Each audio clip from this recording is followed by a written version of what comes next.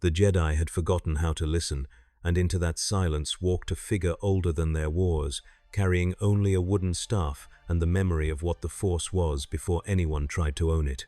His name was Gandalf, and he did not come to fight the darkness, but to remind the galaxy that some battles are lost the moment you accept your enemy's weapons. On the cliffs of a ruined sanctuary, he stood before the most powerful masters in the Order and spoke a truth they had spent decades running from: that every compromise they made in the name of victory was feeding the very shadow they swore to destroy. But when the Grand Master himself began to believe him, when the Council shattered over a question no lightsaber could answer, the galaxy had to face something more terrifying than any Sith Lord. What if the Jedi's greatest enemy was never Palpatine, but the lie that power could be wielded without cost? The sanctuary had stood for 10,000 years before the first stone cracked. It rose from the cliffs of Ossus like a prayer carved in granite and moonstone, its spires reaching toward 3 pale moons that had watched civilizations bloom and wither across the galaxy. Once, the halls had echoed with the whispers of scholars who believed the Force was not a blade to be drawn but a river to be understood, a current that flowed through all living things and demanded reverence rather than command.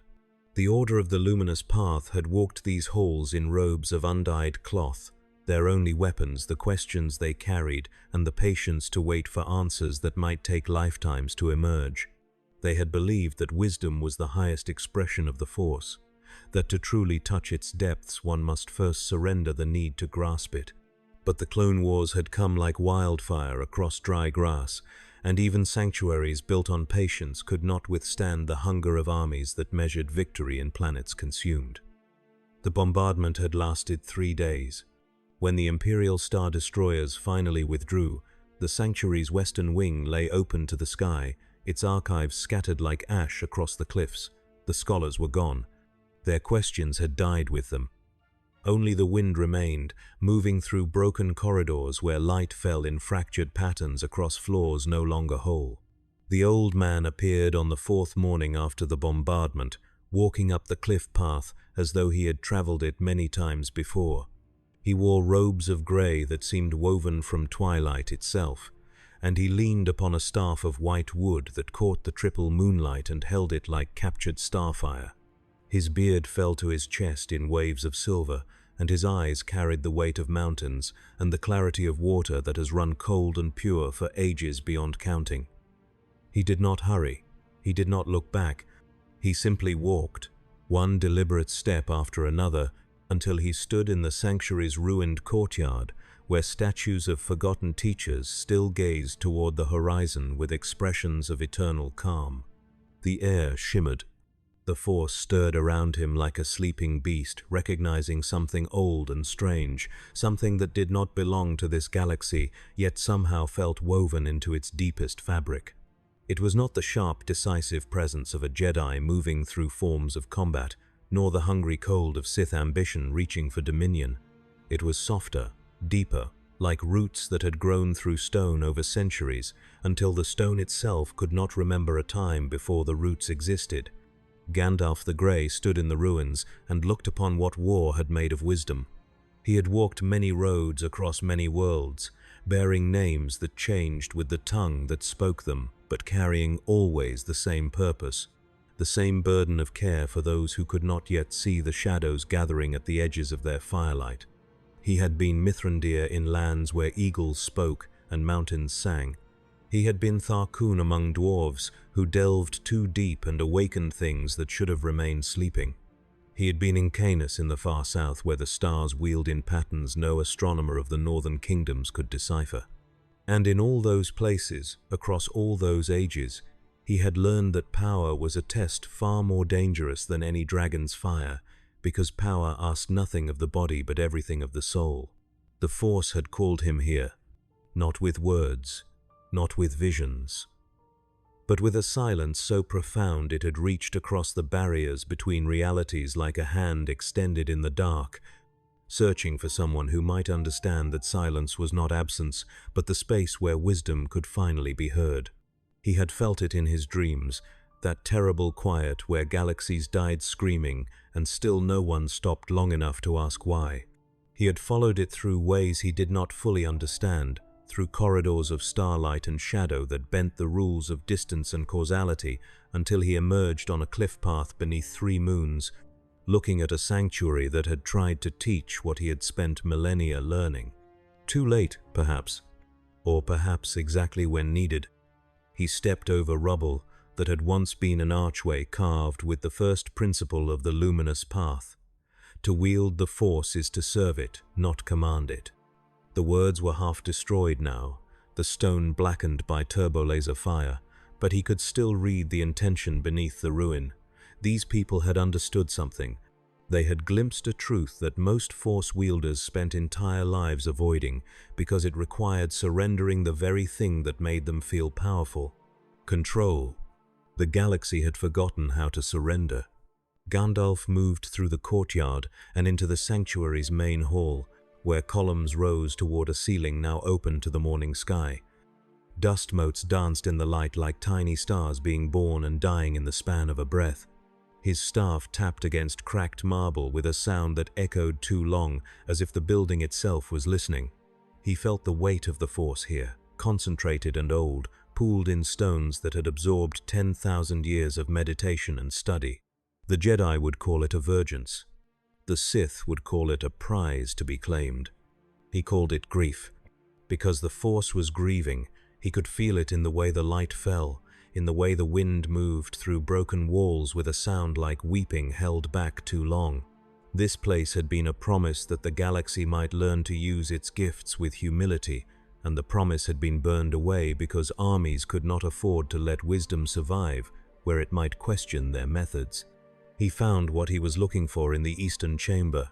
The meditation hall had survived mostly intact, protected by the sanctuary's inner walls and by Fortune's small mercies.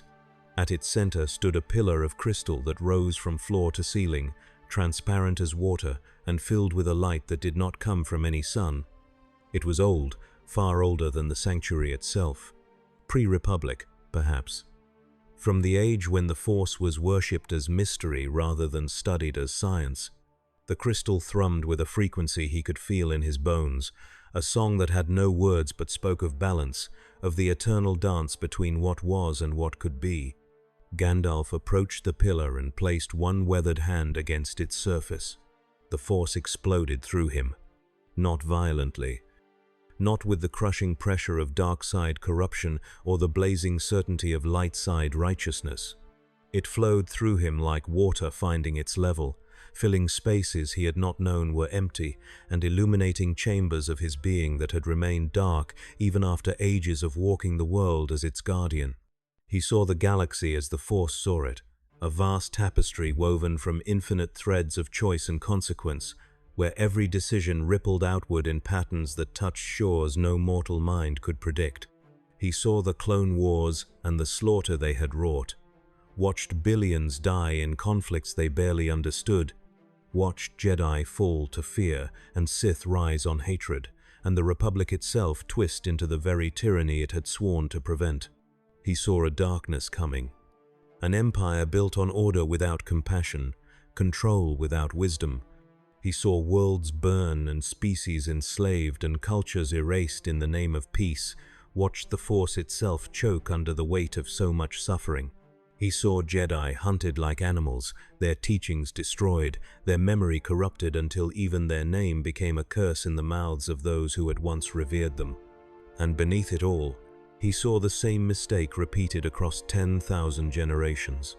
The belief that power was the answer.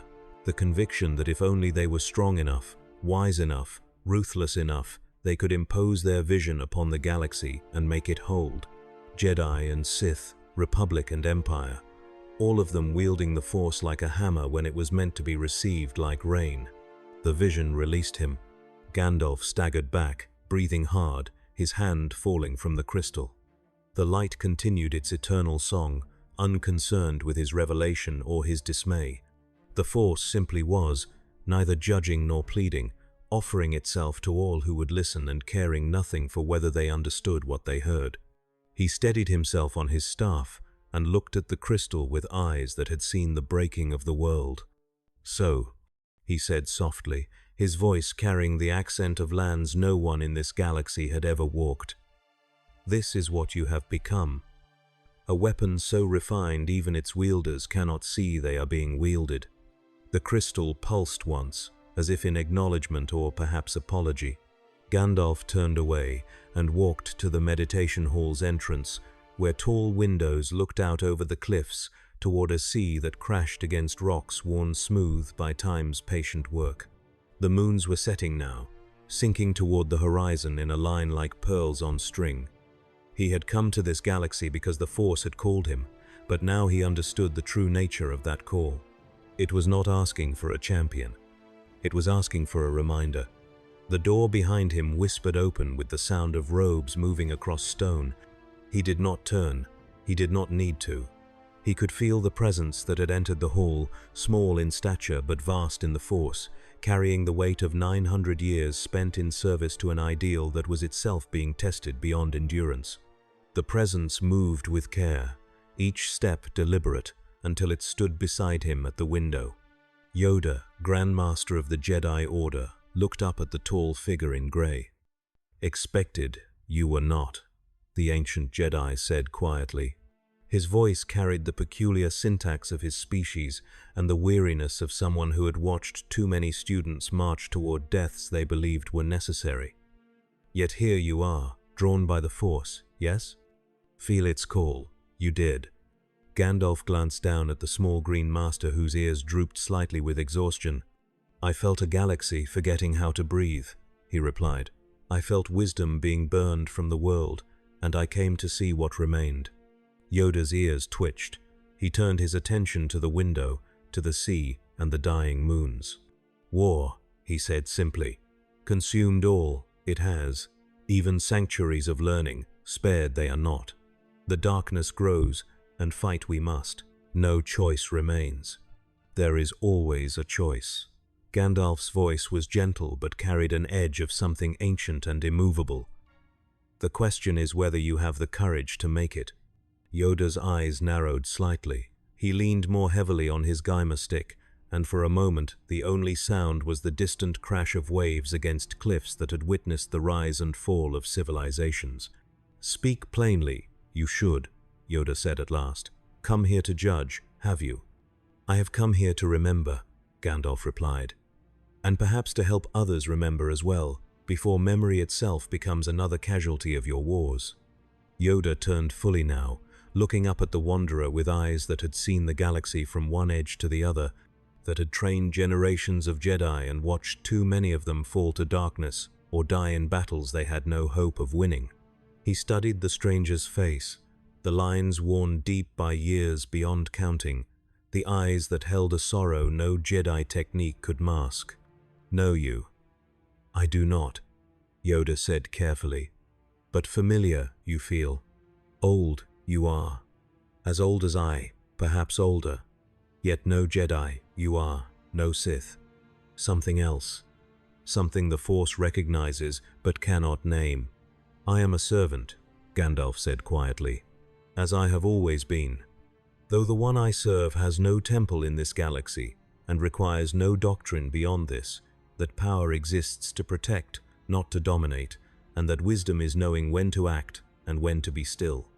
Yoda's expression flickered, something passing behind his eyes too quickly to name.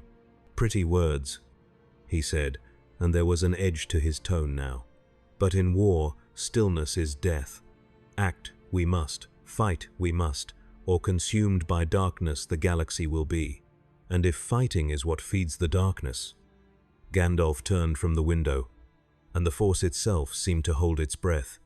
"If your willingness to compromise, to sacrifice, to become harder and colder in the name of victory, is precisely what allows the shadow to spread. What then?"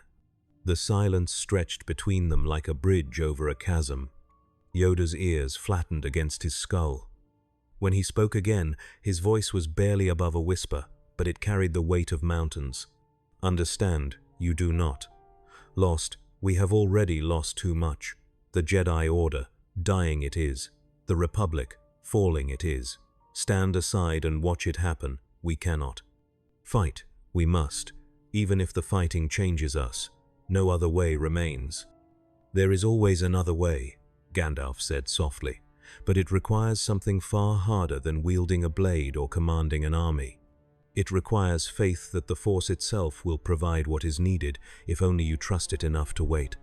Yoda stared at him for a long moment, and in that gaze, Gandalf saw the accumulated exhaustion of a being who had carried the Jedi Order through its darkest hours, who had made compromises that tore at his soul, who had sent Padawans to war knowing some would never return. He saw a teacher who had forgotten how to be a student because the galaxy demanded answers and would not accept silence. "Test me, you seek to," Yoda asked finally. "No," Gandalf replied. "I seek to remind you what you already know but have been too afraid to remember."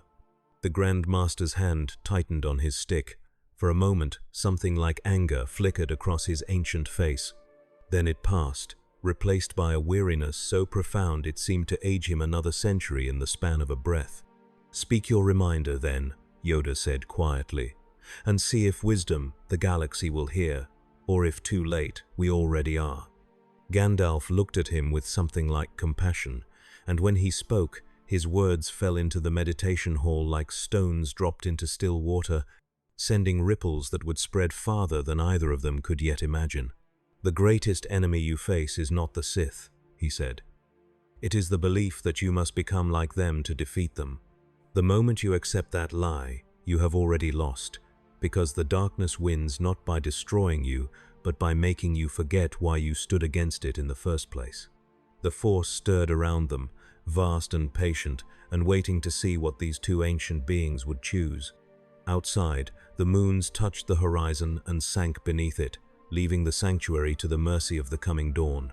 The word reached the Jedi Temple on Coruscant within 3 days, carried by a clone intelligence detachment that had been monitoring Outer Rim facilities for signs of separatist infiltration. The report was brief, clinical, delivered in the flat tones of military efficiency. Unknown Force sensitive detected at ruined sanctuary on Ossus, exhibiting unusual resonance patterns inconsistent with known Jedi or Sith signatures. Accompanied by Grand Master Yoda, who remained on site for extended consultation, further investigation recommended. Mace Windu read the report twice, his expression unreadable.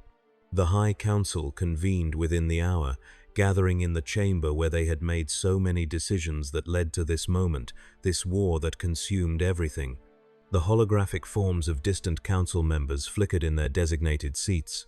Blue ghosts attending a meeting about a grey stranger who had appeared where wisdom used to live. Master Plo Koon leaned forward, his mask hiding any expression. Master Ki Adi Mundi folded his hands and waited. Obi-Wan Kenobi stood near the windows, looking out at the endless cityscape of Coruscant and remembering Ossus from his studies, remembering the sanctuary that had once been a jewel of the Order's intellectual tradition. "Troubling this is," Mace Windu said, breaking the silence. "Unknown variables we cannot afford, not now, not with the war reaching its critical phase." "Grand Master Yoda remains with this stranger," Shak Ti observed. "He must sense no immediate threat, or he would have returned to report directly." "Or he is compromised," suggested Master Mundi, though his tone carried doubt even as he spoke the words. "The dark side can be subtle. We have learned this at terrible cost." Obi-Wan turned from the window, stroking his beard thoughtfully. "The report mentions unusual Force resonance," he said quietly. "Not dark, not light, something else. In all my years of study, I have never encountered a reference to such a signature. It suggests something beyond our current understanding of the Force, beyond our understanding, or beyond the Jedi understanding." Master Plo Koon's voice carried through his mask with mechanical precision. "We have grown accustomed to thinking of the Force in terms we created. Perhaps this stranger represents something we have forgotten." Mace Windu's jaw tightened. His hand moved unconsciously to rest on the lightsaber at his belt, that familiar weight that had been both tool and talisman through decades of service. "I will go to Ossus," he said flatly. "This situation requires direct assessment. If this stranger poses a threat to the Order or to the Republic, we must know immediately." And if he poses a different kind of threat? Obi-Wan asked softly. One that cannot be confronted with a blade? The council chamber fell silent. Mace Windu looked at the younger master with an expression that mingled respect and frustration, the look of someone who had been asked a question he had spent years avoiding. "Then we will deal with that when we understand its nature," he said finally. "But we will deal with it. We must. The galaxy cannot afford uncertainty, not when we are balanced on a knife's edge between order and chaos." Obi-Wan inclined his head slightly but said nothing more. He had learned, over these war years, when to press and when to let silence speak for him. The council voted, as he knew they would. Mace Windu would travel to Ossus immediately, accompanied by a detachment of clone troopers and authorized to use whatever means necessary to secure the situation. The meeting dissolved. Obi-Wan remained at the window, watching speeders weave through the eternal twilight of Coruscant's upper levels. He thought of Qui-Gon, his old master, who had believed the Force was a living current that moved according to its own will, not a tool to be commanded or a doctrine to be followed. Qui-Gon had been called a maverick, a questioner, someone who trusted his instincts over the Council's wisdom. And Qui-Gon had died on Naboo, struck down by a Sith Lord who understood rage better than the Jedi understood peace. Perhaps the stranger on Ossus was another Qui-Gon. Or perhaps he was something else entirely. Gandalf spent the days walking the sanctuary's ruins, moving through shattered libraries and collapsed meditation chambers with the patient attention of someone reading a book written in architecture and silence. Yoda followed at a distance, watching, listening, his presence a constant weight in the Force that spoke of scrutiny and something else. Curiosity, perhaps, or the beginning of doubt. They did not speak much. Words seemed inadequate for what was passing between them, this slow circling of belief and experience, this mutual assessment of whether the other could be trusted with truths too dangerous to speak aloud. Instead, they moved through the ruins like two scholars examining the same text from different perspectives, occasionally pausing at a particular passage to consider its meaning before continuing their separate translations.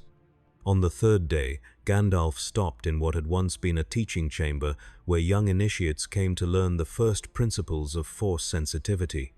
The walls were carved with images of students sitting in circles, their hands open and empty, their faces turned toward a representation of the Force that took no single form, but flowed through the stone like water through channels. The bombardment had taken half the eastern wall, but enough remained to understand the lesson being taught. Receiving rather than grasping, opening rather than controlling. They understood something essential, Gandalf said without turning, knowing Yoda stood in the doorway behind him. Something your order has been slowly forgetting. Yoda's stick tapped against stone as he entered the chamber. He moved to stand beside the taller figure, looking up at the carvings with eyes that had studied them during his own visits to this sanctuary, back when there had still been scholars alive to debate their meaning. "Forgotten, we have not," Yoda said quietly. "Changed, our understanding has. The galaxy demands action, not contemplation, demands strength, not surrender. The galaxy demands many things," Gandalf replied, "most of them unwise. The question is whether you have the courage to refuse those demands when they require you to compromise what you know to be true." Yoda's ears flattened slightly, but his voice remained level. "Easy, it is, to speak of courage when you bear no responsibility. Easy to preach patience when worlds are burning. Lead an order through war, you have not. Watch your students die because you acted too slowly, you have not." Gandalf turned then, and the look in his eyes was older than stars. "I have watched worlds burn," he said softly. "I have stood in the ashes of kingdoms that believed themselves eternal and found only silence where songs once rang. I have seen power corrupt the wisest hearts and fear transform the gentlest souls into monsters. And I have learned, across ages that would break your counting, that the only real courage is the willingness to remain true to what you know is right, even when doing so appears to doom you." He gestured toward the carvings, toward the students with their open hands. "They knew," he continued. "These teachers, these scholars, They knew that the moment you start wielding the Force as a weapon, you begin the transformation that ends with Sith. Not because weapons are evil, but because the habit of reaching for power instead of wisdom rewrites you one choice at a time until you no longer recognize yourself. Yoda stared at the carving, his ancient face unreadable. And yet, survive, these scholars did not, he said finally. Speak of patience and wisdom, they did. Open hands, they kept. And still, destroyed they were, burned from the galaxy like dust. Tell me, Wanderer, what good is wisdom that cannot defend itself? Tell me, Master Yoda, what good is survival if what survives is no longer worth defending? The silence that fell between them was profound, heavy with implications neither was quite ready to name.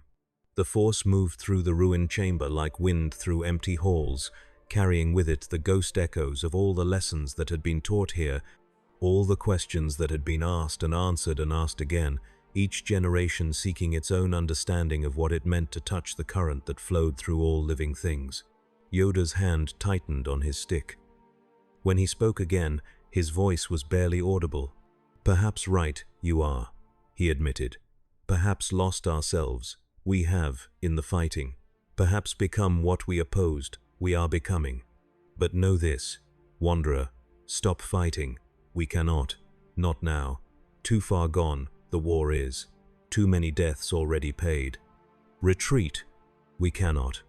Without abandoning everything we have sacrificed to protect. Then you are trapped, Gandalf said gently. Caught in a current of your own making, unable to step free because you fear the cost of stillness more than the cost of motion. And the Sith, whoever they are, whoever leads them, they are counting on exactly that fear. Yoda looked up at him sharply. Know something, you do, about the Sith, about this war. Speak plainly. Gandalf shook his head slowly, his expression sorrowful. I know only what the Force has shown me, he said. That darkness spreads not by overwhelming light but by convincing light to compromise itself. That wars are won not on battlefields, but in the moment when those who fight for good decide that doing evil is acceptable, if it serves their cause. And that you, Yoda, Grand Master of the Jedi Order, stand at such a moment now. The old Jedi Master closed his eyes, and for a heartbeat he looked impossibly ancient, impossibly weary, carrying the weight of an entire order's choices and compromises and slowly eroding principles. Choose. I must, he whispered, between what is right and what is necessary, between holding to principle and saving lives. Tell me, Wanderer, have you ever made such a choice? Have you ever stood where I stand? Gandalf met his gaze with infinite compassion. I have, he said quietly, and I chose principle, even knowing it might doom those I loved. And in the end, it was that choice, that refusal to compromise, that allowed the darkness to be defeated, not through power, not through cunning, but through the simple act of remaining true when every voice screamed that truth was suicide. Yoda opened his eyes. Something had shifted in them, some small crack in the edifice of certainty he had built over 9 centuries of teaching and leading and bearing burdens too heavy for any single being to carry. Easy answers you do not offer, he said finally. No, Gandalf agreed. I offer only questions, and the courage to sit with them until understanding emerges. That is what wizards do, Master Yoda. We do not command, we do not rule. We remind. The Force pulsed once, strong and clear, like a bell rung in a temple no one had entered for 1,000 years. Yoda turned away, moving toward the door with steps that seemed heavier than when he had entered. He paused at the threshold, looking back over his shoulder at the figure in grey who stood among the ruins of wisdom. Coming, someone is, he said quietly. Feel it, I do. From the Council, to assess you, to determine if threat you are. And what will you tell them? Gandalf asked. Yoda's expression was unreadable, but his voice carried a note of something that might have been hope or might have been fear. Tell them the truth. I will, he said. That met a mirror, I have, and like not, what I see. He left the chamber, his stick tapping a slow rhythm against stone as he vanished into the sanctuary's labyrinthine corridors. Gandalf remained, standing in the teaching chamber where students had once learned to open their hands and receive rather than grasp. He looked at the carvings, at the representation of the Force flowing through open channels, and he thought of another age, another world, where he had stood in similar ruins and asked similar questions about power and corruption and the courage to remain true when the whole world demanded compromise. The Force whispered around him, patient and eternal, waiting to see what would come next. The shuttle descended through Ossus's thin atmosphere 3 days later, cutting a clean line through clouds that gathered over the eastern sea. Mace Windu stood in the troop bay, hands clasped behind his back, violet lightsaber resting against his hip with the familiar weight of 1,000 battles.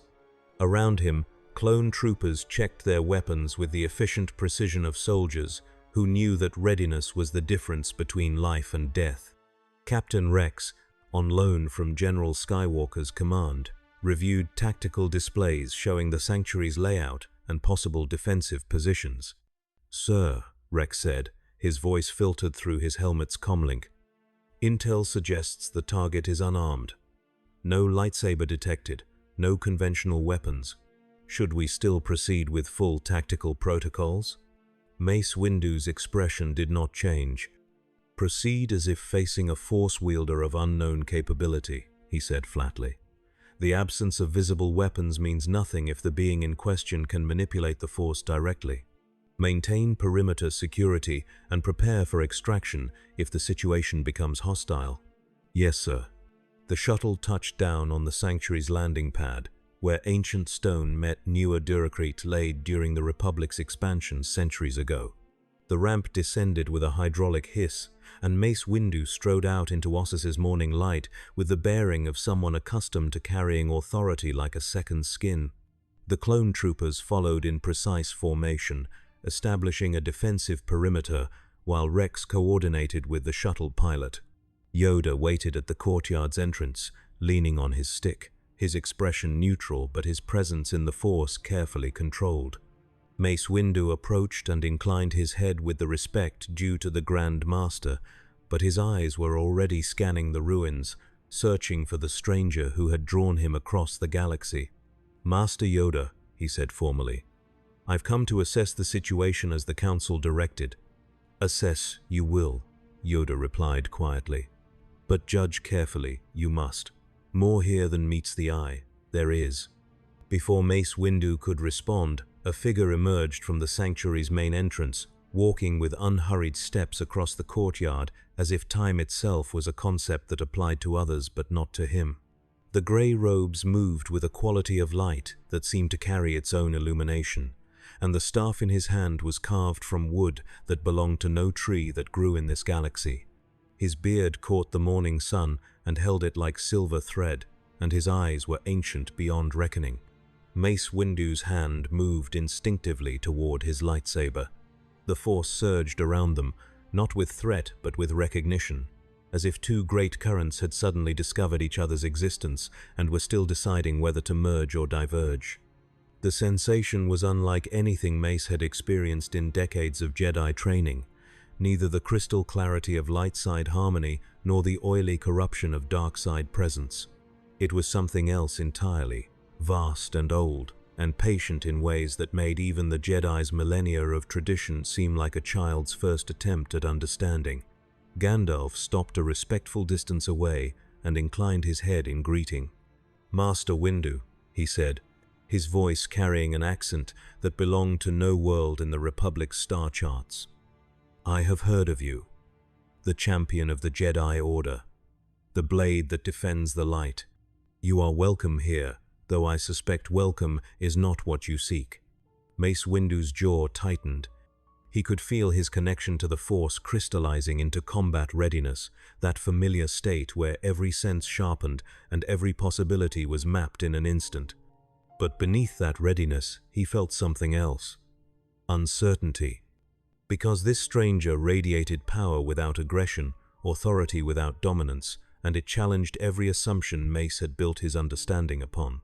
"I am here to determine if you pose a threat to the Jedi Order or the Republic," Mace said, his tone flat and direct. Your presence has been noted and requires explanation. Who are you? What brings you to this place? And why does your Force signature resist all conventional analysis? Gandalf's eyes held steady, neither challenging nor yielding. I am called Gandalf, he said simply, though I have borne other names in other lands. I am a servant of the secret fire, a wielder of the flame of Anor, and I have come to this galaxy because the Force itself cried out for someone who might remember what it has forgotten. The Force does not forget, Mace Windu said sharply, and it does not call strangers across impossible gulfs unless the dark side is involved. I ask again, what is your purpose here? To remind, Gandalf replied, his voice gentle but immovable as stone, to stand witness, and if possible, to prevent this galaxy from making the same mistakes I have watched others make across ages you would call mythical. Mace Windu's hand closed on his lightsaber hilt. Behind him, clone troopers shifted slightly, responding to their commander's tension. The Force gathered in the courtyard like a storm preparing to break, two philosophies standing face to face in the ruins of a third that had tried to bridge them. You speak in riddles, Mace said coldly, but I am not here for philosophy. I am here for answers. If you cannot provide them clearly, then I must assume hostile intent. And if I refuse to be assessed by standards that are themselves the problem? The question hung in the air, like a blade balanced on its point. Yoda stepped forward, placing himself carefully between the two taller figures. His presence in the Force expanded, gentle but absolute, the weight of 900 years of wisdom pressing against the building tension. Enough, the Grand Master said quietly. Come here to fight, Master Windu has not. Come here to understand, he has. And understanding, violence does not serve. He looked up at Gandalf, his ancient eyes searching. Show him, perhaps you should. Not tell, show. Gandalf regarded Yoda for a long moment, then nodded slowly. Very well, he said, though I suspect what I show will trouble him more than comfort. He turned and walked back toward the sanctuary's entrance, his staff tapping against stone with a rhythm that seemed to echo longer than it should. Yoda followed, and after a moment's hesitation, Mace Windu signaled Captain Rex to maintain position and walked after them, his hand never leaving his lightsaber. They descended into the sanctuary's depths, moving through corridors where light fell in broken patterns and dust danced in shafts of sun that penetrated the ruined ceiling. The walls were carved with histories and philosophies, with meditation techniques and Force theories that predated the current Jedi code by millennia. Mace Windu found himself reading fragments as they passed, glimpsing ideas about surrender and receptivity, about wisdom as the highest expression of Force sensitivity rather than power or combat prowess. They reached the meditation hall where the crystal pillar stood. Gandalf stopped before it, and the light within the crystal responded to his presence, brightening until the entire chamber was filled with radiance that cast no shadows. He turned to face Mace Windu, and his expression was sorrowful, the look of someone who must deliver news he wishes were otherwise. Place your hand upon the crystal, Gandalf said quietly, and see what the Force wishes you to know. Mace Windu hesitated. Every instinct trained into him over decades screamed that this was a trap, a manipulation, a dark side deception waiting to ensnare him. But Yoda stood beside the crystal, calm and expectant, and the Grand Master's presence suggested this was important, perhaps essential. Mace stepped forward and placed his palm against the crystal's surface. The Force opened. He saw the galaxy as it was and as it would be, watched the Clone Wars grind toward their conclusion in a cascade of treachery and slaughter. He saw Order 66, saw clone troopers turning on their Jedi commanders, watched friends and students die in moments of betrayal so sudden they barely had time to understand what was happening. He saw the Jedi temple burn, saw children cut down in halls where they had once laughed and played. He saw Anakin Skywalker fall to darkness, watched the Chosen One become the very thing he had sworn to destroy. And beneath it all, he saw the pattern. Saw how each compromise the Jedi made, each small sacrifice of principle for expediency, each moment they chose power over wisdom, and action over patience led inexorably to this ending. Saw how becoming generals had made them forget they were peacekeepers, how leading armies had taught them to think in terms of victory rather than harmony. Saw how their willingness to use violence, even in defense of good, had opened doors they could not close and invited darkness they could not contain. The vision released him. Mace stumbled back, breathing hard, his hand falling from the crystal. Sweat beaded his forehead despite the chamber's coolness. He looked at Gandalf with eyes that had seen too much and wished they had seen nothing. "That cannot be," he said hoarsely. "The future is always in motion. What I saw, it is not certain." "No," Gandalf agreed quietly. "It is not certain, but it is where your current path leads. Every choice you make to become harder, colder, more willing to compromise your principles in the name of victory brings that future one step closer. The Sith do not need to defeat you, Master Windu. They only need to wait while you defeat yourselves." Mace Windu's hand went to his lightsaber, clutching it like a lifeline. "You presume to lecture me about the Sith." His voice was low and dangerous. "I have fought them. I have seen what they do. I know what is at stake. Everything I have done, every choice I have made, has been to prevent exactly the kind of darkness you claim to fear.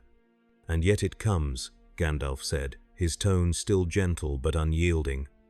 "Not despite your choices, but because of them.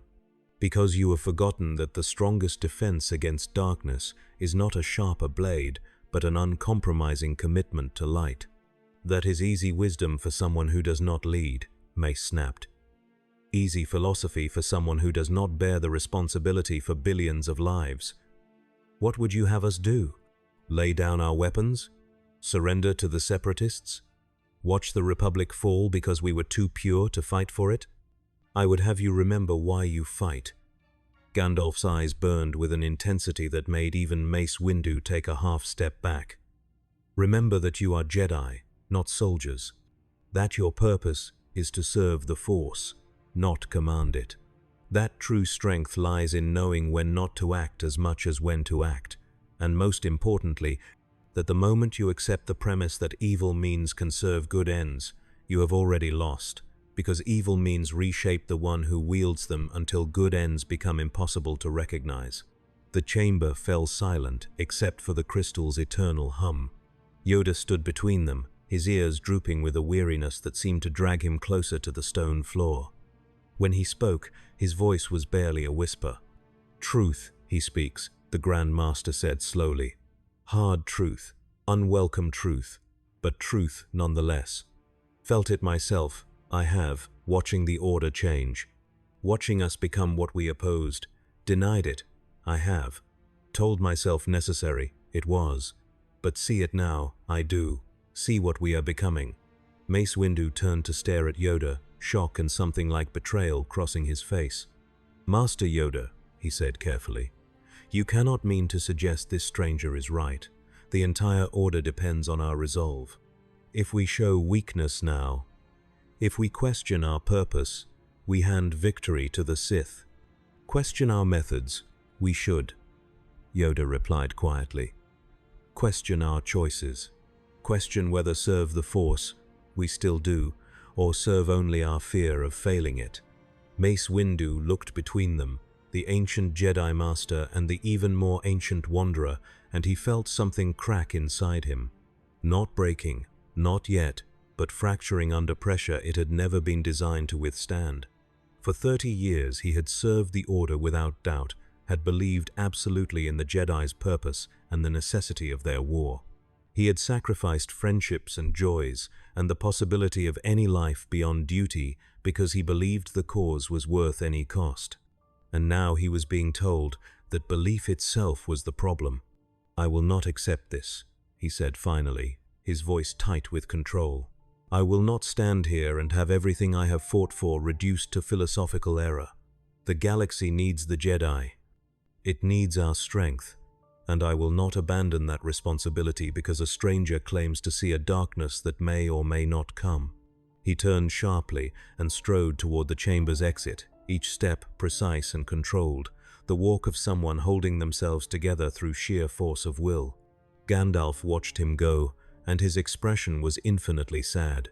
"He will break," the wizard said quietly, "or he will bend.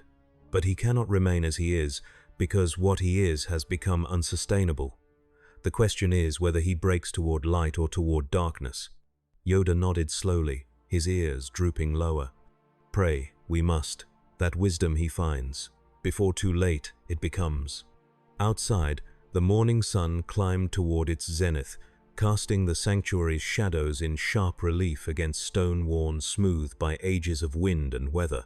The Force waited, patient and eternal, to see what would be chosen. Mace Windu's shuttle departed within the hour, leaving behind a squad of clone troopers with orders to maintain surveillance on the sanctuary and report any unusual activity.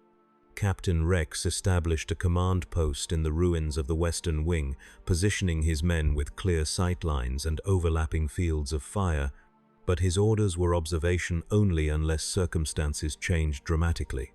The clones went about their duties with professional efficiency, but more than one of them glanced toward the meditation hall where the old man in grey had walked with the Grand Master, wondering what kind of threat required such careful watching.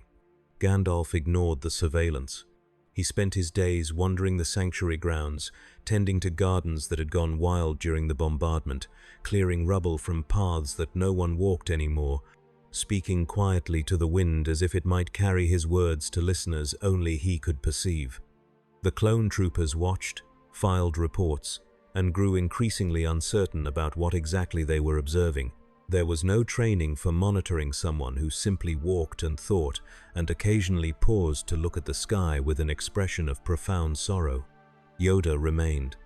The Grand Master sent word to the Council that he required additional time at Ossus to conclude his investigation, a message vague enough to satisfy protocol without revealing the true nature of his struggle.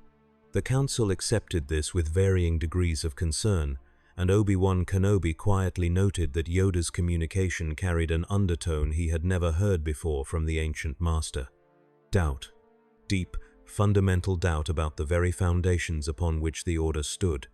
On the 7th day after Mace Windu's departure, Yoda found Gandalf standing at the cliff's edge, looking out over the eastern sea, where waves crashed against rocks that had withstood 10 million tides and would withstand 10 million more. The wizard's robes moved in the wind, and his staff was planted in the ground beside him like a standard marking territory too ancient to be claimed by any empire. "Leave soon, I must," Yoda said without preamble. "The Council requires my presence. The war waits for no one." "Yes," Gandalf replied without turning. "The war. Always the war," as if stopping long enough to think might reveal that the war itself is the trap. Yoda moved to stand beside him, close enough that they could speak without the wind stealing their words. "What would you have me do?" the Jedi Master asked, and there was genuine anguish in his voice. "Return to Coruscant and tell the Council that wrong we have been? That surrender our command we should? That disband the army and let the galaxy fall to chaos?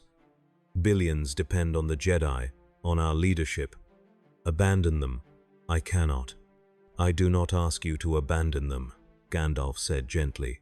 "I ask you to lead them differently, to remember that true leadership is not commanding others but serving them, not wielding power but wielding wisdom, not demanding victory but embodying the values victory is meant to protect." "Words," Yoda said bitterly. "Beautiful words. But the galaxy runs on durasteel and blaster fire, not philosophy. Does it?" Gandalf turned to look down at him, and his eyes held a sorrow that made Yoda's heart ache. "Or have you simply accepted that lie so often that it became true? Tell me, Master Yoda, when was the last time the Jedi Order attempted diplomacy without the implicit threat of force behind it? When was the last time you trusted the Force to provide rather than seizing what you needed? When was the last time you chose patience over action and believed it was the right choice?" Yoda's ears flattened. He wanted to respond, to defend decades of service and sacrifice, but the words would not come, because he could not remember. could not point to a single moment in recent years when the Jedi had truly surrendered to the Force's guidance rather than imposing their will upon it. "Lost ourselves we have," he whispered finally. "See it now, I do. But see also, I do. No way back. Too far gone the war is, too many commitments made. Step away now, we cannot, without betraying everything we have fought to preserve." "Then you are trapped in your own net," Gandalf said softly, "and the only way out is to cut the strands, even if doing so means falling before you learn to fly." Yoda closed his eyes. The Force moved around him, vast and patient, and he felt its currents with a clarity he had not experienced in years. Felt how the war had muddied those currents, how violence and fear had created eddies and whirlpools that pulled everything toward darkness. Felt how the Jedi themselves, in their determination to bring order, had become agents of chaos they could no longer control. "Help us," he said at last, opening his eyes to look up at the wizard. "If see so clearly, you do, then help us find the path. Guide us back to what we should be, please." Gandalf regarded him with something like tenderness. "I cannot walk your path for you," he said quietly. "I can only light a candle and hope you find the courage to follow its glow. But I will stay, for a time. I will speak to those who will listen, and I will remind your order of what it was meant to be, even if that reminder costs me everything." "Dangerous this is," Yoda warned. "The Council, trust you they will not. Mace Windu, convinced you are a threat, he already is. Stay here, continue to spread your words, and confrontation will come. Conflict you cannot win, perhaps." "I have never sought to win conflicts," Gandalf replied. "Only to ensure that when they come, those involved remember why they began fighting in the first place. And sometimes, Master Yoda, losing while holding to truth is a greater victory than winning by compromising it." Yoda studied the wizard's face, reading the lines worn deep by ages of such choices, such sacrifices. He thought of all the students he had trained, all the Jedi who had passed through the temple's halls believing in something greater than themselves, and he wondered how many would have made different choices if someone had reminded them that strength could be found in surrender, that true power lay in service rather than command. "Return to Coruscant, I will," Yoda said finally, "but speak for you, I will not. Defend you to the Council, I cannot, not yet. Trust earned, must be. Prove yourself through deeds, not words. Show the Jedi what you claim to teach." "I will do what I can," Gandalf replied, "though I suspect what I must show will trouble them even more than my words."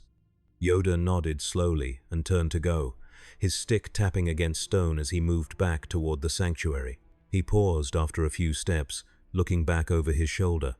"One question more," he said. "This secret fire you serve, this flame of Anor, what is it?" Gandalf smiled, and the expression carried a warmth that seemed to push back the shadows gathering at the edge of the world. "It is the light that was before all darkness," he said simply. "The fire that kindles hope when all other lights have failed. In your terms, Master Yoda, it is what the Force was before anyone tried to wield it. It simply is, eternal and patient, waiting for those brave enough to trust it completely." Yoda held his gaze for a long moment, then nodded and continued walking. Within the hour, his shuttle lifted from the landing pad and disappeared into Ossus's clouded sky, carrying the Grand Master back toward responsibilities he no longer trusted but could not yet abandon. Gandalf remained at the cliff's edge until the last light of the moons touched the horizon. Then he turned and walked back into the sanctuary, staff in hand, ready to begin the work of reminding a galaxy how to hope again. The first refugees arrived 2 weeks later, drawn by rumors spreading through the outer rim like wildfire through dry grass. They came in battered freighters and salvaged shuttles, families fleeing the Clone Wars' endless grinding destruction, seeking sanctuary where none should exist. They had heard whispers of a place on Ossus where an old man spoke of peace without demanding violence, where the Force moved freely without requiring submission to Jedi doctrine or Sith domination, where wisdom was offered without cost beyond the willingness to listen. Gandalf met them in the courtyard, leaning on his staff, his grey robes moving in the wind. He did not turn them away. Within a month, the sanctuary housed nearly 300 souls, Twi'leks from Ryloth, whose Leku bore the scars of separatist bombardment, human families from Outer Rim agricultural worlds where battle droids had burned entire harvests, Ithorians whose peaceful temples had been destroyed by Republic forces pursuing separatist sympathizers, even a small group of Wookiees separated from their home during a battle over Kashyyyk, who found their way to Ossus following trails that seemed to glow in the Force itself. Gandalf walked among them, listening, offering comfort when comfort was possible, sitting in silence when silence was all that could be given. He did not preach. He did not demand conversion to any philosophy. He simply was present, and his presence carried a quality that reminded people they were not alone, that the galaxy's darkness had not consumed everything, that somewhere beneath the noise of war, a deeper current still flowed. The clone troopers watched from their posts, filing reports that grew increasingly confused. Captain Rex found himself in the strange position of monitoring a potential threat who spent his days helping refugees plant gardens and teaching children to find peace in breathing exercises that looked suspiciously like Jedi meditation, but felt subtly different, focused on receiving rather than controlling. On Coruscant, the reports reached the Jedi Council and triggered an emergency session. "This cannot be allowed to continue," Mace Windu said, his voice hard. "He is establishing a rival power base, drawing followers, spreading teachings that contradict Jedi doctrine. If we do not act, he will undermine everything we have worked to preserve." Obi-Wan Kenobi leaned forward, his expression thoughtful. "With respect, Master Windu, the reports suggest he is offering refuge, not rebellion. These are civilians fleeing the war, not soldiers gathering for insurrection. What exactly do you propose we do? Forcibly remove refugees from a sanctuary that asks nothing of them beyond peace?" "We determine his true intentions," Mace replied sharply. "We cannot afford to be naive. The dark side is subtle. It corrupts slowly, promising exactly what desperate people need to hear. For all we know, this Gandalf is a Sith Lord playing a long game we do not yet understand." Yoda, sitting in his customary place, said nothing. His eyes were closed, his presence in the Force carefully neutral, but those who knew him well could sense the turmoil beneath that calm exterior. The Grand Master had not spoken publicly about his time on Ossus, had offered no judgment on Gandalf's teachings or intentions, and his silence was noted by the entire council as significant in ways no one could quite articulate. Ki-Adi-Mundi spoke into the uncomfortable quiet. "Perhaps we should send someone to investigate more thoroughly, not to confront, but to understand. If this Gandalf is indeed dangerous, we need evidence beyond philosophical disagreement. And if he is not, then we must acknowledge that the Force works in ways we do not always comprehend." "I will go," Obi-Wan offered quietly. "Anakin can manage our forces in the Outer Rim for a time. I will travel to Ossus, observe this gathering, and report objectively on what I find." Mace Windu's jaw tightened, but he nodded slowly. "Very well," he said. "But take precautions. If you sense any darkness, any corruption, you are authorized to neutralize the threat by any means necessary." Obi-Wan inclined his head in acknowledgement, though his expression suggested he found the authorization troubling rather than reassuring. The session adjourned, and within hours he was aboard a Republic cruiser heading toward Ossus, reviewing reports and trying to understand how a wandering stranger had managed to create something that looked suspiciously like hope in the middle of the galaxy's darkest hour. He arrived during a storm. Rain lashed the landing pad as his shuttle descended, and lightning split the sky in jagged purple lines that illuminated the sanctuary in brief, dramatic flashes. Obi-Wan emerged into the downpour with his hood raised, immediately noting the clone perimeter had been expanded to accommodate the refugee population while maintaining sightlines on the sanctuary's central structures. Captain Rex met him at the edge of the courtyard, his armor streaming water. "General Kenobi," Rex said formally. "The situation remains stable. No hostile activity detected. The target continues to operate openly, making no attempt to conceal his actions or teachings. The target has a name, Rex. Obi-Wan replied gently. Let us try to remember he is a person, not a threat assessment. Yes, sir. Gandalf continues to operate openly. Obi-Wan nodded and moved toward the sanctuary's main entrance, passing through corridors now filled with refugee families huddled against the storm. They looked at him with expressions that mingled hope and wariness, seeing the Jedi robes and perhaps remembering that Jedi presence usually meant the war had come calling.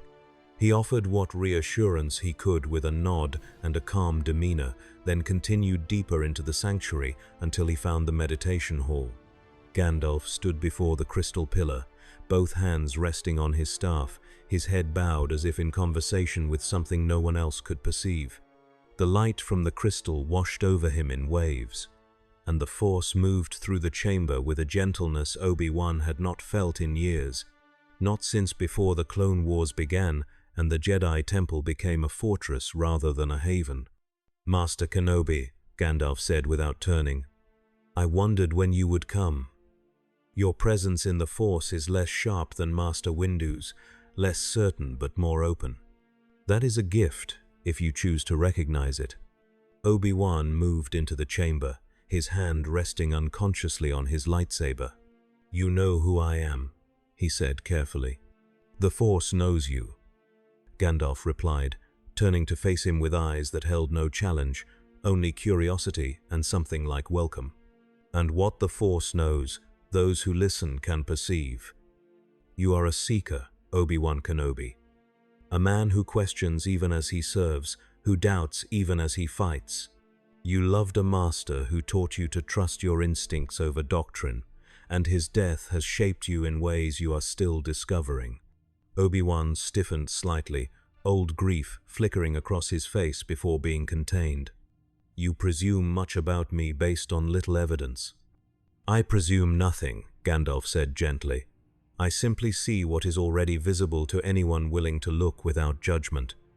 You carry your master's loss like a wound that never quite heals. You question whether his teachings were right, whether his trust in the Force over the Council's wisdom led to his death. And you wonder, in the quiet hours, whether the path you walk serves the light or merely satisfies your need to believe you serve the light. The silence that followed was profound. Obi-Wan wanted to respond with indignation, with the trained certainty of a Jedi who had spent decades learning to master emotion and doubt.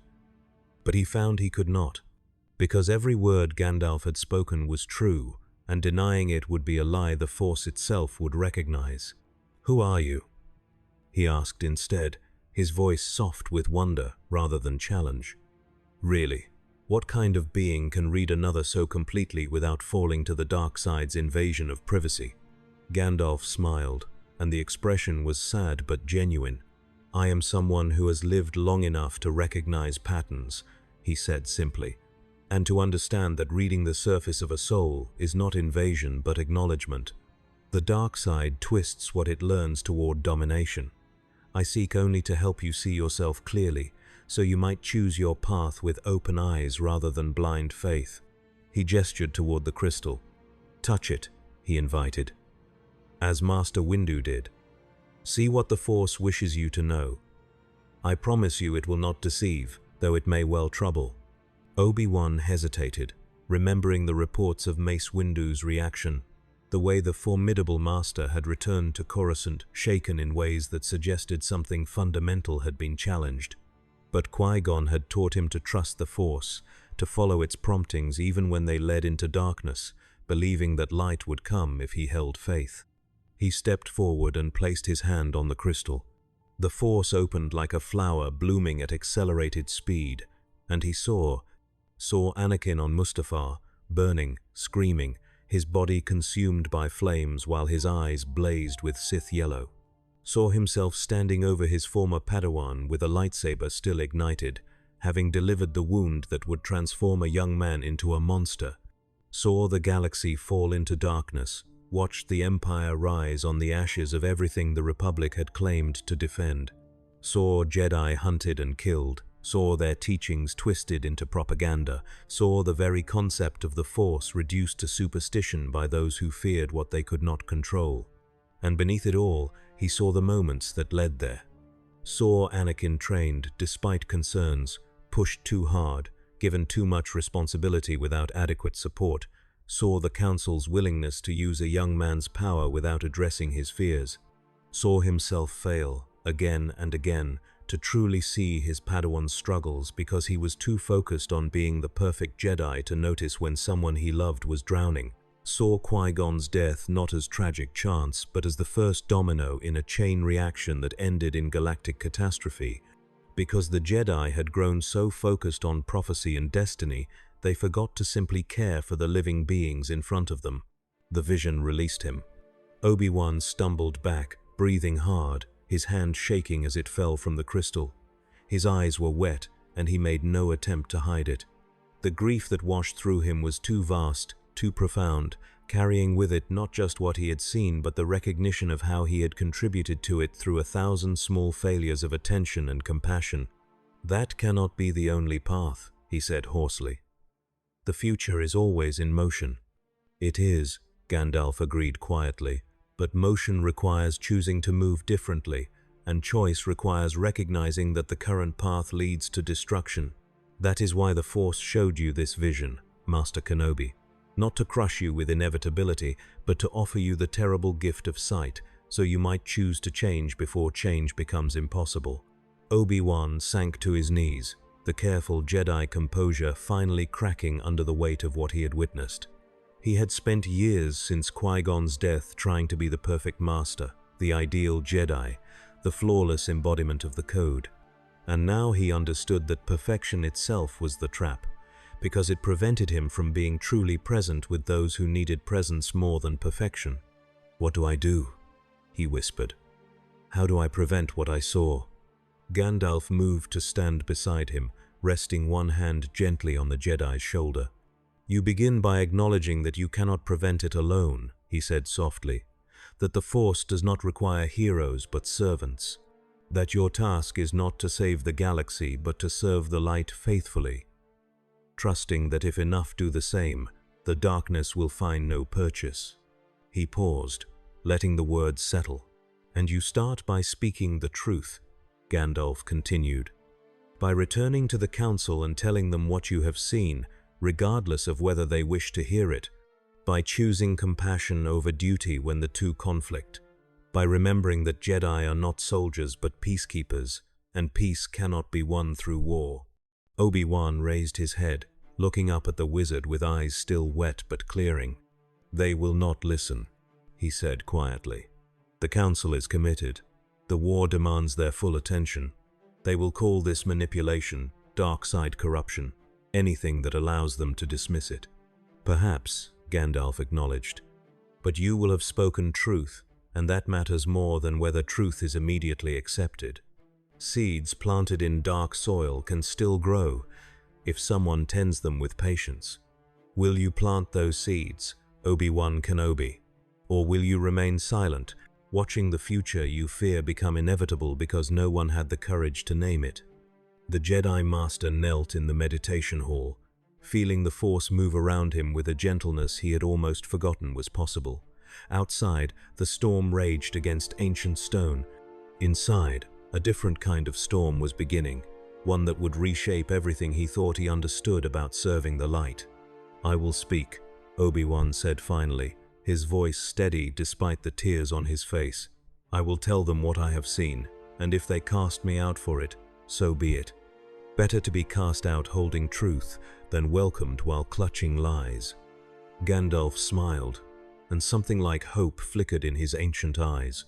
"Then you have taken the first step on a very long road," he said gently, "and I will walk beside you as far as I am able, for I have learned across many ages that those who choose truth over safety are the ones who change worlds." The crystal pulsed once, strong and clear, and the Force sang a note that resonated through the sanctuary's foundations like a bell calling the faithful to remember what faith meant. Outside, refugees huddled against the storm and whispered prayers to gods who had failed them and to a force they no longer trusted. Inside, two men stood in the presence of something older than either of them and chose to believe that even now, even here, hope was not yet lost. Obi-Wan Kenobi's return to Coruscant sent ripples through the Jedi Temple that took days to fully manifest.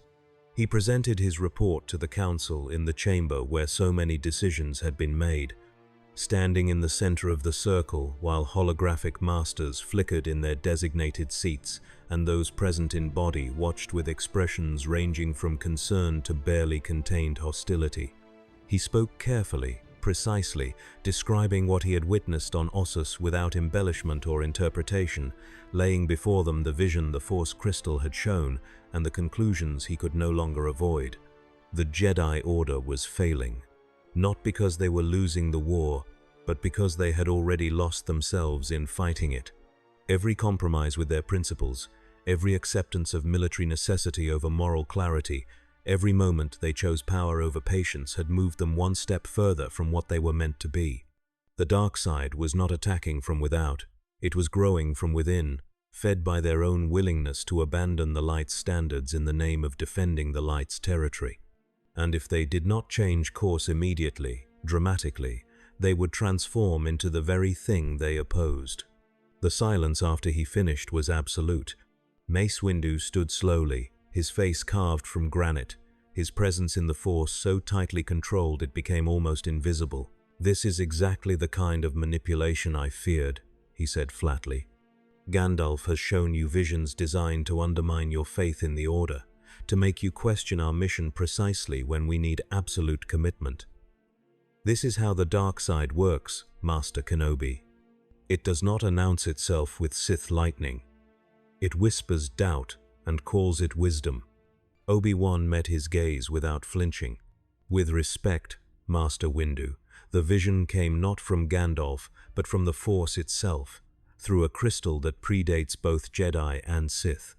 And what it showed was not dark side corruption but the natural consequences of our choices. We have become so focused on winning the war that we have forgotten what we were meant to be defending. The Republic," Mace snapped. "Democracy, freedom, justice, those are not small things, Master Kenobi." "No," Obi-Wan agreed quietly.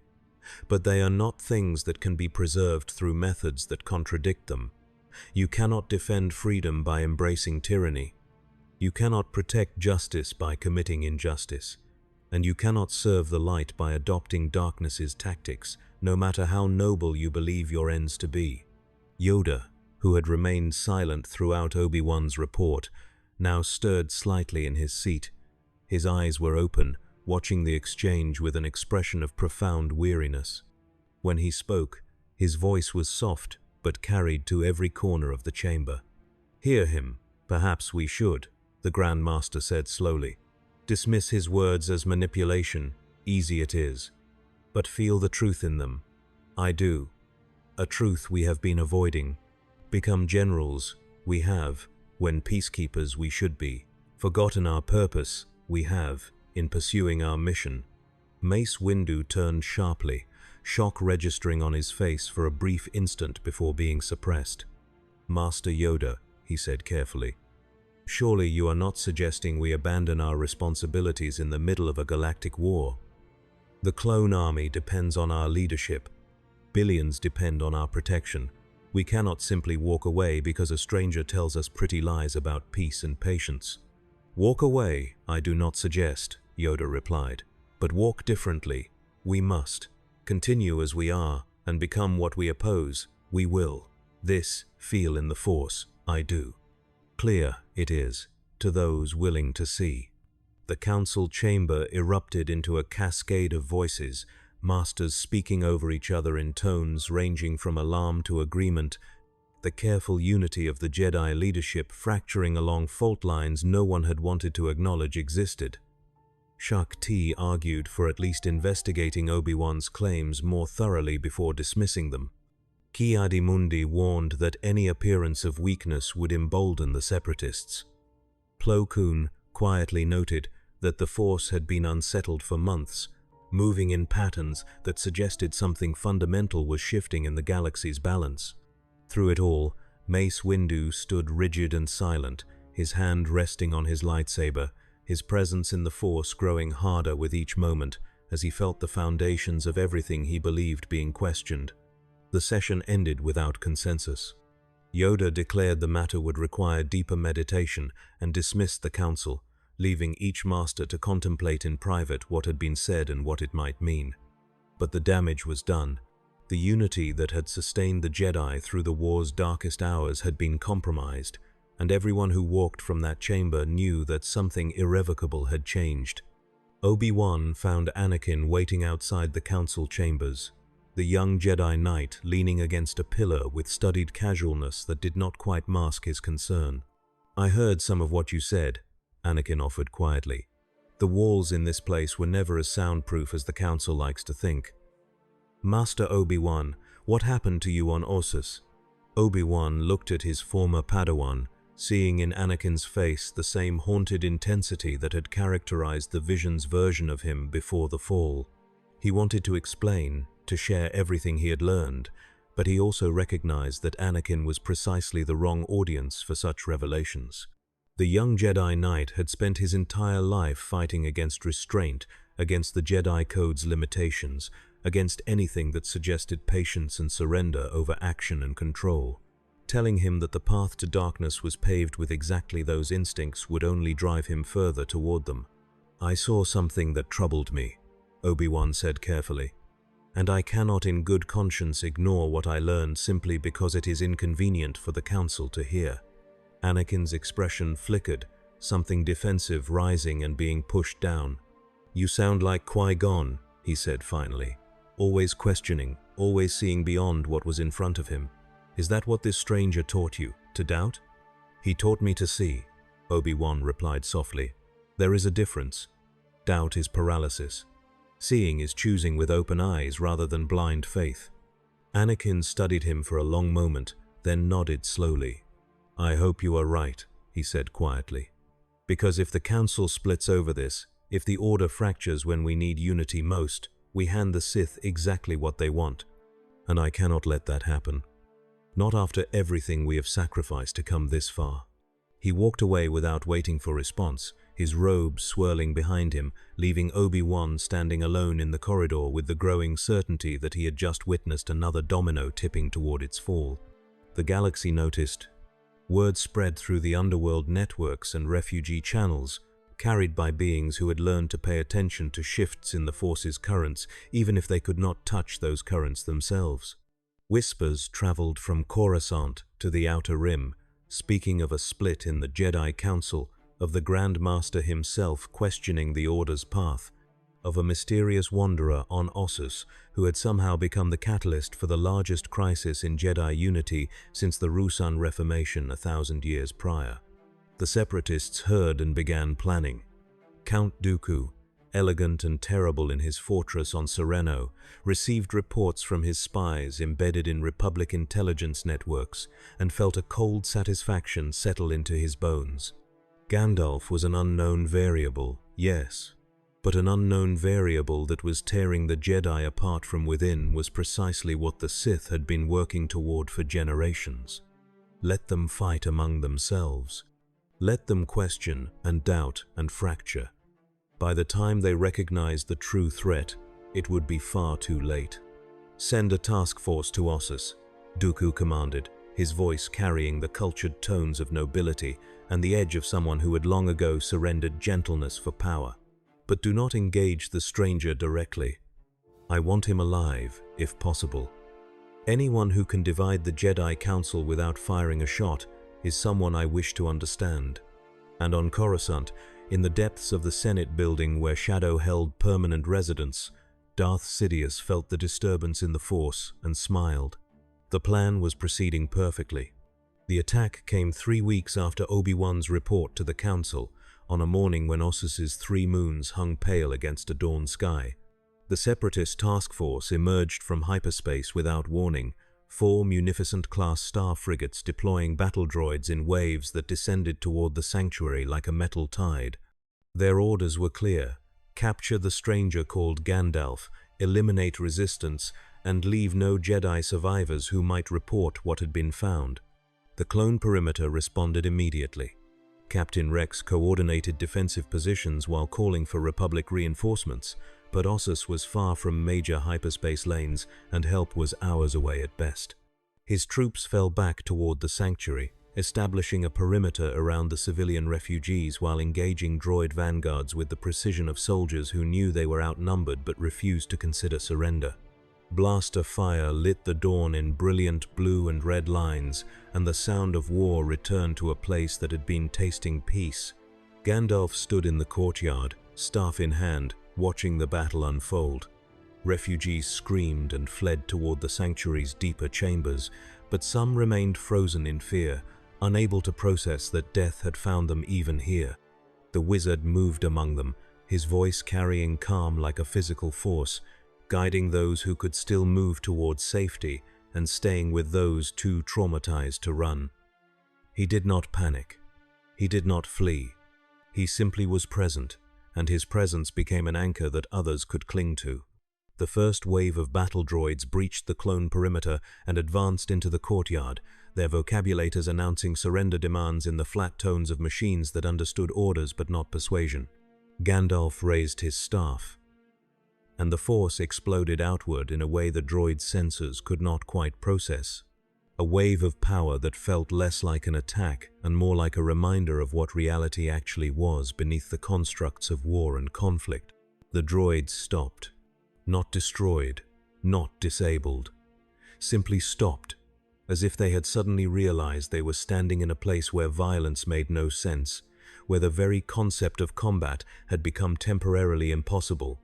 Their targeting systems screamed alerts. Their tactical processors attempted to analyze and categorize the phenomenon according to known force abilities and found nothing that matched. They stood frozen, weapons raised but unable to fire, caught in a moment of clarity that their programming had no capacity to process. Gandalf walked past them, moving toward the sanctuary's entrance, where clone troopers had established their main defensive line. Captain Rex watched him approach with an expression hidden behind his helmet, weapon raised but uncertain who exactly he was aiming at. "Get the civilians to the lower levels," Gandalf said calmly. "I will deal with this. Sir, with respect, you are not military command, and I have my orders. Your orders are to protect the innocent." Gandalf interrupted gently but with absolute authority.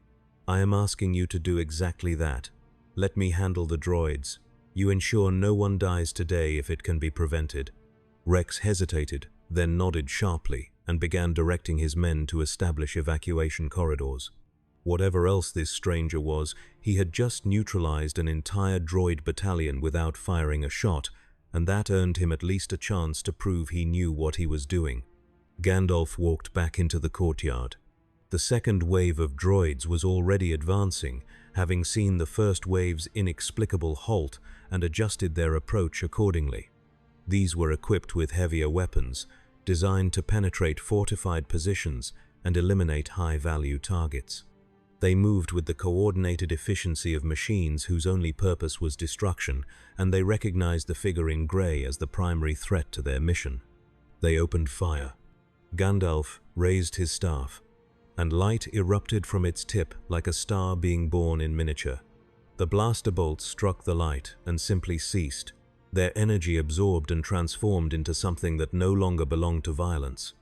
The wizard began to speak, his voice rising in a language that existed before languages were invented, words that shaped the Force itself into patterns of protection and defiance.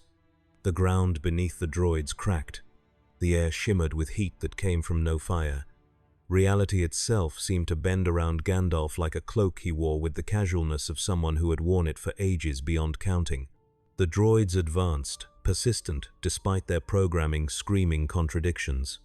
Gandalf's staff struck the ground, and the impact released a shockwave that was not force push or force repulse but something older, simpler, more fundamental. It was the universe saying no, and no one argued with the universe when it spoke that clearly. The droids flew backward, tumbling across the courtyard in a cascade of metal limbs and shattered processors. Those that retained function attempted to regroup, but their coordination protocols had been disrupted by something their designers had never anticipated. the presence of power that operated according to rules that predated their galaxy's physical laws. Gandalf did not pursue them. He simply stood, staff planted, beard streaming in a wind that came from no natural direction, and he was every inch the wizard who had faced down Balrogs in the depths of Moria and refused to let darkness pass. The Force gathered around him, not with the sharp focus of Jedi discipline or the hungry corruption of Sith dominion, but with the patient immensity of an ocean recognizing one of its own currents. "You shall not pass," he said quietly, and the words resonated through the Force with finality that made even the droids pause. High above, in the lead separatist frigate, the tactical droid commanding the operation processed sensor data that made no logical sense and concluded that escalation was required. It transmitted new orders: deploy droidicas, activate orbital bombardment protocols, eliminate the target by any means necessary. The frigates began moving into bombardment position. Gandalf looked up at the sky, at the massive ships preparing to rain fire on a sanctuary that had already died once, and his expression hardened into something that would have made even Sauron hesitate. He raised his staff toward the heavens, and his voice rose in a shout that carried the weight of mountains and the fury of storms that had shaped worlds before civilizations learned to name them. "I am a servant of the secret fire, wielder of the flame of Anor. You shall not prevail." The Force answered, not with lightning or fire or any of the dramatic displays that Jedi or Sith might summon. It answered with weather, with the fundamental forces that governed how energy moved through matter, with the same power that created stars and destroyed them in supernovae that seeded galaxies with the elements of life.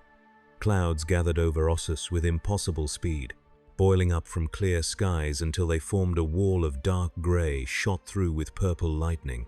The wind rose from whisper to howl in seconds, and the frigates found themselves suddenly fighting turbulence that their stabilizers had not been designed to handle. The bombardment faltered.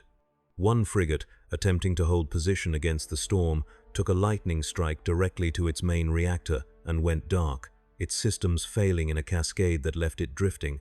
The others pulled back, recognizing that whatever was happening exceeded their operational parameters.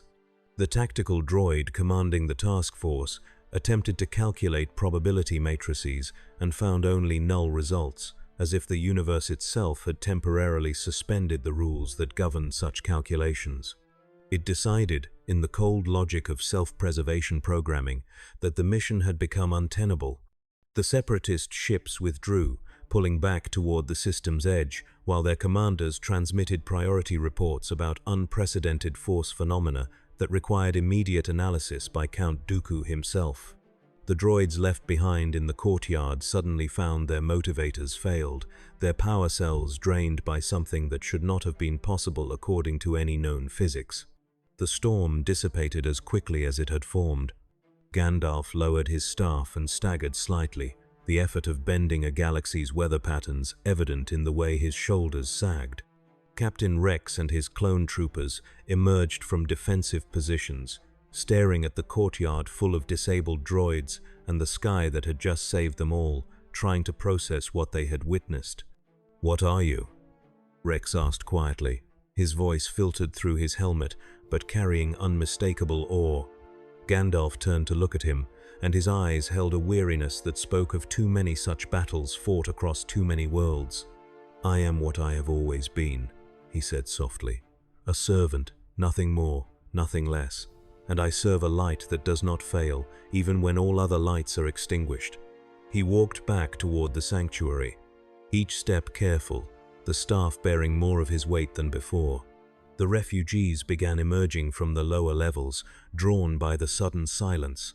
And when they saw the courtyard and understood what had been prevented, some wept and some laughed, and some simply stood in stunned gratitude that they were still alive. Yoda arrived 6 hours later, his shuttle touching down in a courtyard still littered with disabled battle droids. The Grand Master walked through the wreckage, examining disabled droids with an expression that cycled through analysis, wonder, and something that might have been fear. He found Gandalf sitting on the steps of the meditation hall, staff across his knees, looking out over the sea where waves continued their eternal rhythm against cliffs that had outlasted empires. "Saw what you did, I have," Yoda said quietly, settling onto the step beside the taller figure. "Witnessed it through the Force, from Coruscant. Power on this scale, dangerous it is. Tempting. Even when used for protection, dangerous it is." "Yes," Gandalf agreed simply, "which is why I use it so rarely, and only when no other option remains. Power is a test, Master Yoda, the greatest test, and those who reach for it eagerly have already failed." Yoda nodded slowly, his ears drooping. "Understand now, I do, what meant by your teachings. Saw it today, the difference between wielding the Force and serving it, between commanding power and allowing power to flow through you as needed. Hard, this lesson is. Hard to accept that strength lies in surrender, not in grasping. It is the hardest lesson," Gandalf said gently, "because it requires trusting something greater than yourself. And trust requires vulnerability that every instinct screams to avoid. But it is also the only lesson that matters, because without it, all other wisdom becomes merely sophisticated tools for domination." They sat in silence for a long moment, watching the moons rise over the eastern sea. "The Council, divided they are," Yoda said finally. "Mace Windu, convinced you are a threat, he remains. Others, beginning to question, they are. And I, caught between, am. Know what is right, I do, but see also what is necessary, I do. And reconcile the two, I cannot." "Then you have reached the crisis point," Gandalf said quietly. "The moment where you must choose which you serve, what is right or what appears necessary. There is no middle path here, Yoda. You cannot serve two masters. You must choose." Yoda closed his eyes, and when he spoke again, his voice was barely a whisper. "If choose right, I do, the Order may fracture, may abandon the Republic, may watch billions die, because hold to principle, we did. Can accept that responsibility, can I? Can live with that weight?" "Can you live without it?" Gandalf replied. "Can you look at yourself in 10 years, in 20, and say that you served the light faithfully, even if serving the light meant compromising the light's principles? Or will you discover, as I have watched so many discover, that the being who survives such compromises is no longer someone you recognize?" The Grand Master opened his eyes and looked at Gandalf with an expression of profound anguish. "Afraid, I am," Yoda admitted. "For the first time in 900 years, afraid I am. Not of death, not of the Sith, but of discovering that right, you are. That wrong, I have been, for longer than can be admitted. That lost ourselves, we have, so completely that way back, there is none." Gandalf reached out and placed one weathered hand on the small Jedi's shoulder. "There is always a way back," he said gently, "as long as you are willing to walk it, regardless of the cost. The question is not whether the way exists. The question is whether you have the courage to take the first step, knowing it may lead you through darkness before you find light again." Yoda sat with that, feeling the truth of it settle into his bones like weight he would carry the rest of his days. "Help me," he said finally. "Help me find that first step. Show me, as showed Obi-Wan Kenobi, you did. Give me wisdom to begin this journey, before too late it becomes." Gandalf stood slowly, leaning heavily on his staff, and gestured toward the meditation hall. "Come then," he said quietly, "and I will show you what the Force wishes you to see. But know this, once you have seen clearly, you cannot unsee. Once you understand, you cannot return to blessed ignorance. The truth will change you, Yoda, as it has changed all who dare to look at it without flinching. Are you ready for that?" The Grand Master looked up at him with ancient eyes that had seen civilizations rise and fall, that had trained thousands of Jedi and watched too many of them die, that had carried the Order through its darkest hours, and now faced the possibility that those dark hours had been leading somewhere darker still. "Ready, I am not," Yoda said honestly. "But go forward, I must. Because the alternative, worse it is. Than any truth, worse it is. They walked together into the meditation hall, the ancient Jedi Master and the even more ancient wizard, and the Force gathered around them like an audience waiting for a performance that would determine whether the story ended in tragedy or transcendence. The crystal pulsed with light that held no shadow, and Yoda placed his three-fingered hand against its surface. The Force opened, and the Grand Master saw. The emergency council session convened at midnight because what Yoda had to say could not wait for dawn. Every master was required to attend in person rather than through hologram, and the chamber filled with Jedi who had been pulled from meditation or sleep or distant assignments, all of them sensing that something fundamental had shifted in the Order's gravity. They took their seats in silence, watching the Grand Master with expressions that ranged from concern to barely contained hostility. Yoda stood in the center of the circle, leaning more heavily on his Gaimer stick than usual, and his presence in the Force was unlike anything they had ever felt from him. It was open, vulnerable, stripped of the careful control that had characterized his leadership for centuries.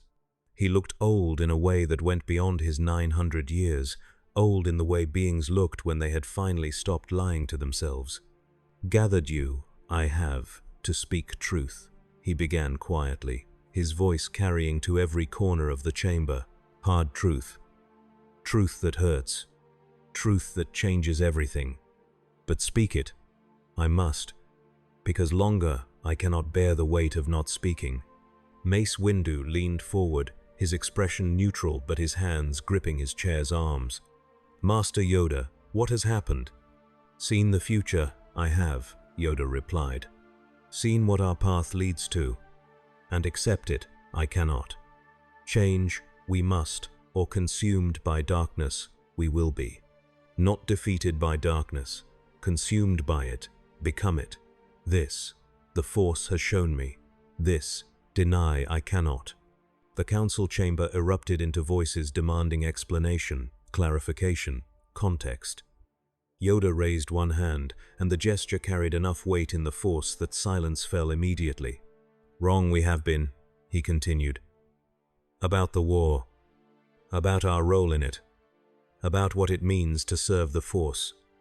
Become generals we have, when peacekeepers we should be. Wielded the Force as weapon, we have, when serve it we should. Compromised our principles, we have, believing the ends justified the means.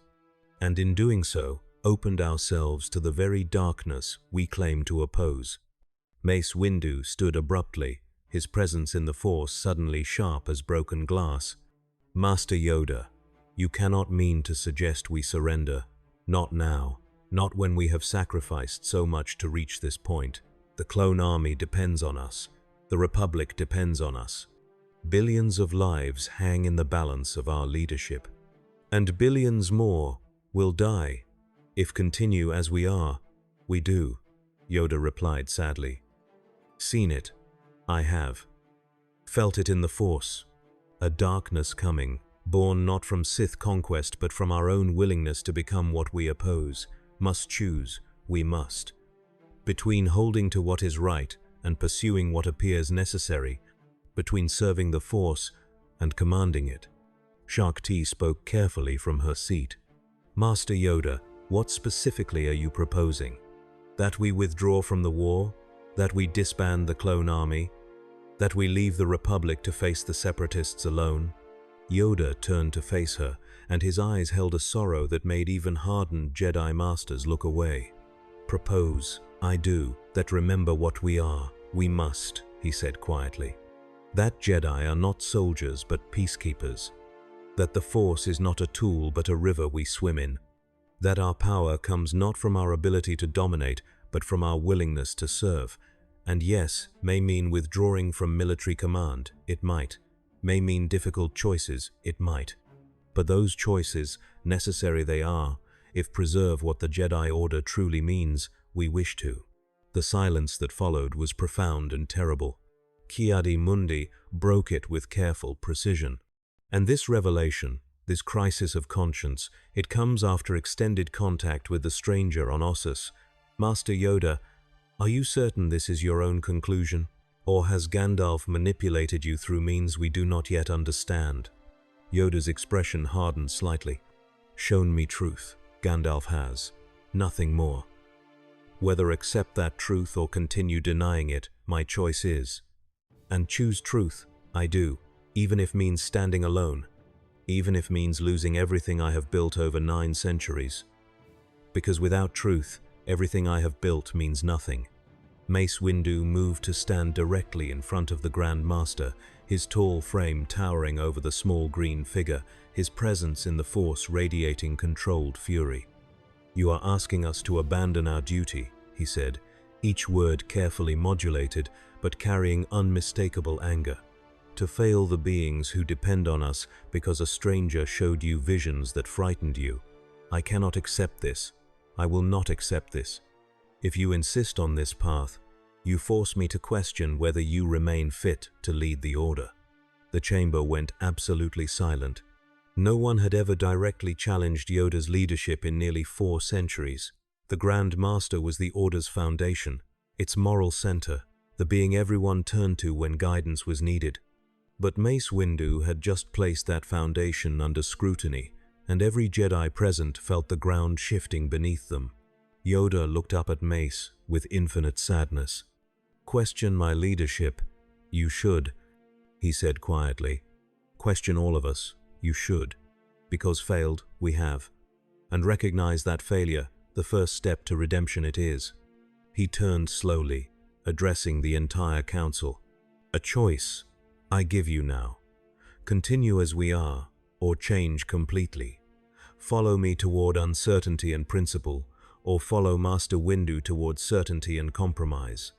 But understand, both paths we cannot walk. Choose, you must, now, tonight, because delay we cannot afford." The Force held its breath. Obi-Wan Kenobi stood from his seat, and every eye turned toward him. "I stand with Master Yoda," he said quietly but firmly. "I have seen what our current path leads to, and I cannot walk it further.